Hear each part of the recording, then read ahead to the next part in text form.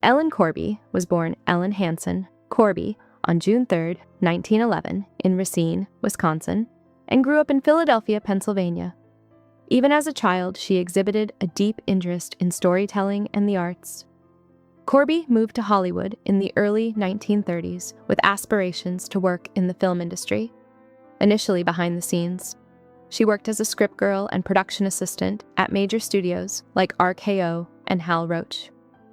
These roles allowed her to develop a solid understanding of filmmaking, which later influenced her acting career.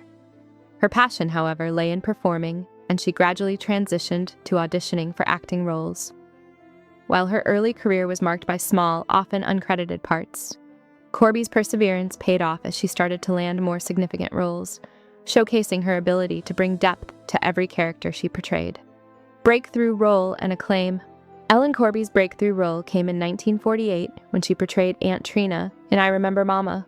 Her deeply emotional and authentic performance earned her an Academy Award nomination for Best Supporting Actress and a Golden Globe Award. This marked the beginning of her rise as a respected character actress, and she was soon recognized for her ability to bring wisdom, warmth, and strength to the roles of elderly women and matriarchs. Her portrayal of Aunt Trina set the stage for a career that would span decades. Throughout the 1950s and 1960s, Corby appeared in several classic films such as Shane, 1953, Sabrina, 1954, and The Young Lions, 1958, where she continued to establish herself as a versatile and talented actress, able to excel in both drama and comedy. The role of Grandma Walton Corby's most iconic role came in 1972 when she was cast as Grandma Esther Walton on the long-running television series The Waltons. Her portrayal of the strong-willed, no-nonsense matriarch struck a chord with audiences and became a defining role in her career. Grandma Walton's deep faith, moral clarity, and unwavering devotion to her family became a symbol of stability during the difficult times depicted on the show, including the Great Depression and World War II. The performance earned Corby 3 Emmy Awards and a Golden Globe. Despite suffering a major stroke in 1976, Corby insisted on returning to the show, with her real-life recovery being seamlessly incorporated into the character's storyline. Her determination and resilience made her an even more beloved figure to the viewers. Marriage and personal life. In 1934, Ellen married Francis Corby, a film director and cinematographer who was around 20 years her senior. Their marriage lasted for a decade before they divorced in 1944. The reasons behind their separation remain largely private, but it is believed that the age difference, differing life goals, and the demands of their careers contributed to their split.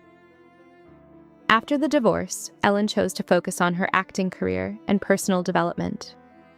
In 1954, she met Stella Lucetta, a woman who would become her closest and most enduring companion.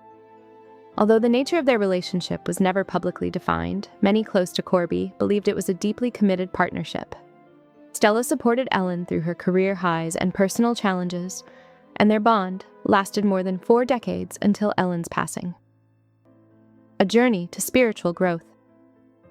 In 1969, Ellen Corby embarked on a spiritual journey to Rishikesh, India, where she trained under the guidance of Maharishi Mahesh Yogi, the founder of Transcendental Meditation, TM. Her interest in TM had been developing for several years, and she had already been practicing it in her personal life. The time spent in India learning meditation techniques was a transformative experience for Corby. She became certified as a teacher of TM and spoke about how the practice helped her cope with the pressures of her acting career. For Corby, transcendental meditation was more than just a hobby. It became an essential part of her daily routine, providing her with a sense of inner peace and balance amidst the chaotic world of Hollywood. Struggles and triumph over illness. In 1976, tragedy struck when Ellen Corby suffered a severe stroke that left her with significant physical and speech impairments. At the time, she was at the peak of her fame due to her role on The Waltons. Her absence from the show was deeply felt by both the cast and the audience, as Grandma Walton had become a cornerstone of the series' emotional heart. Despite the challenges, Corby displayed remarkable strength and determination in her recovery.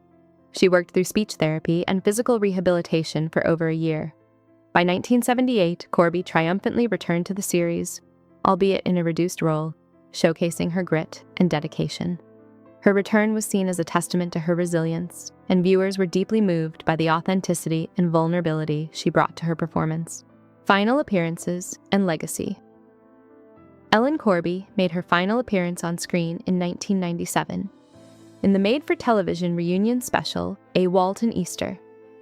Although Corby was in her mid-80s and had retired from regular acting, her brief appearance in the special was a fitting tribute to her career and the beloved character she had portrayed for so many years. Her portrayal of Grandma Walton had left an indelible mark on American television, and the reunion special allowed fans to reconnect with the warmth and wisdom she brought to the role. Corby's legacy is not only defined by her acting achievements, but also by the strength and grace she exhibited in her personal life, especially in her later years. Tensions with Richard Thomas. Behind the scenes of the Waltons, there was reportedly a tension between Ellen Corby and Richard Thomas, who played John Boy Walton, the series' central character. Despite the close familial bond they shared on screen, Corby allegedly harbored deep resentment toward Thomas. The reasons for this animosity are attributed to a combination of personal, generational, and professional differences. Corby, who had worked her way up from behind-the-scenes roles to become a seasoned actress, may have viewed Thomas, who was much younger and achieved stardom early, as arrogant or self-assured. As the show became more centered on John Boy, Corby may have felt sidelined despite her Emmy-winning role as Grandma Walton. This perceived imbalance likely contributed to the growing tension between the two. The emotional complexity of Ellen Corby. Despite her portrayal of the warm, loving Grandma Walton, Ellen Corby's personal life was far more complicated. Her alleged hostility toward Richard Thomas highlights the emotional complexity that often lies beneath the surface of Hollywood relationships. It serves as a reminder that the world behind the camera is often more emotionally charged than what is depicted on screen.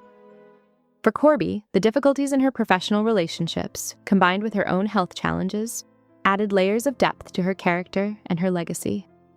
While her on-screen persona of Grandma Walton was one of strength and wisdom, her private life was marked by personal struggles, moments of bitterness, and a long journey of self-discovery. Passing and final years. Ellen Corby passed away in 1999 at the age of 87 after enduring several years of declining health.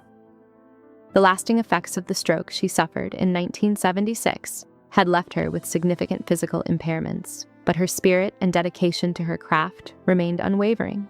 In her final years, she moved into the motion picture and television country house and hospital in Woodland Hills, Los Angeles, where she received the care and comfort she needed in her retirement. Corby's death marked the end of a remarkable career, one that had spanned over 6 decades in Hollywood. She was mourned by friends, family, and fans, all of whom remembered her, not just for her acting talents, but for the quiet strength and resilience she exhibited throughout her life. Legacy and final resting place. Ellen Corby's contributions to television, particularly her portrayal of Grandma Walton, left an enduring mark on American pop culture.